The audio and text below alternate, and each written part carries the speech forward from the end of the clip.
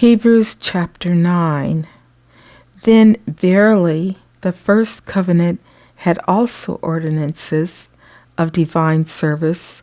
and a worldly sanctuary, for there was a tabernacle made, the first wherein was the candlestick, and the table, and the shewbread, which is called the sanctuary, and after the second veil, the tabernacle which is called the holiest of all, which had the golden censer, and the ark of the covenant, overlaid round about with gold, wherein was the golden pot that had manna, and Aaron's rod that budded, and the tables of the covenant, and over it the cherubims of glory,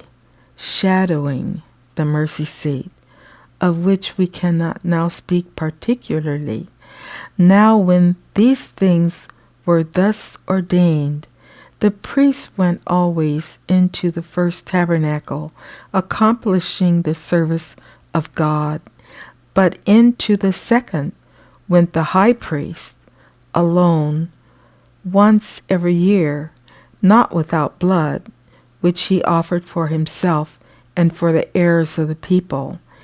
The Holy Ghost, this signifying that the way into the holiest of all was not yet made manifest, while as the first tabernacle was yet standing, which was a figure for the time then present, in which was offered both gifts and sacrifices that could not make him that did the service perfect, as pertaining to the conscience, which stood only in meats and drinks and divers washings and carnal ordinances imposed on them until the time of Reformation. But Christ, being come and high priest of good things to come, by a greater and more perfect tabernacle, not made with hands,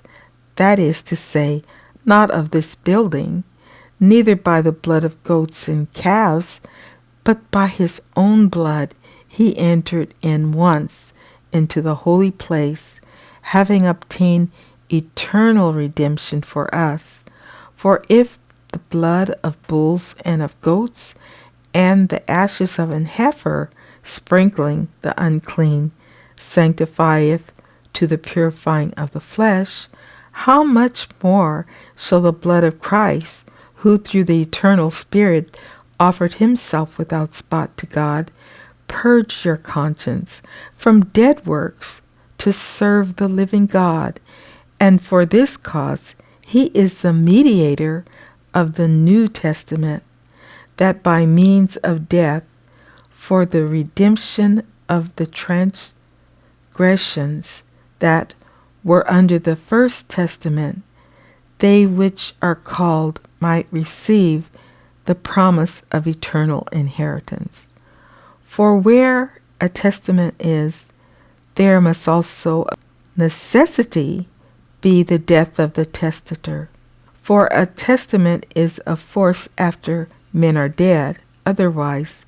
it is of no strength at all while the testator liveth. Whereupon neither the first testament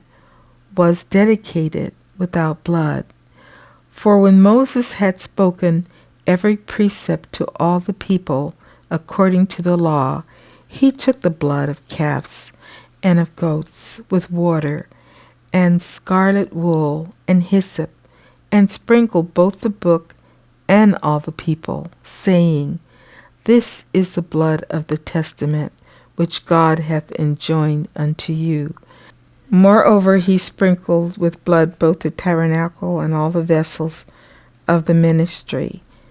And almost all things are by the law purged with blood, and without shedding of blood is no remission.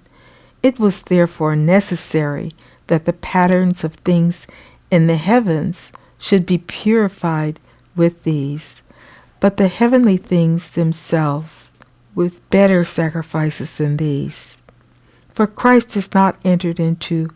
the holy places made with hands, which are the figures of the true, but into heaven itself, now to appear in the presence of God for us. Nor yet that he should offer himself often, as the high priest entered into the holy place every year with blood of others, for then must he often have suffered since the foundation of the world. But now once in the end of the world hath he appeared to put away sin by the sacrifice of himself. And as it is appointed unto men once to die, but after this the judgment, so Christ was once offered to bear the sins of many, and unto them that look for him shall he appear the second time without sin unto salvation.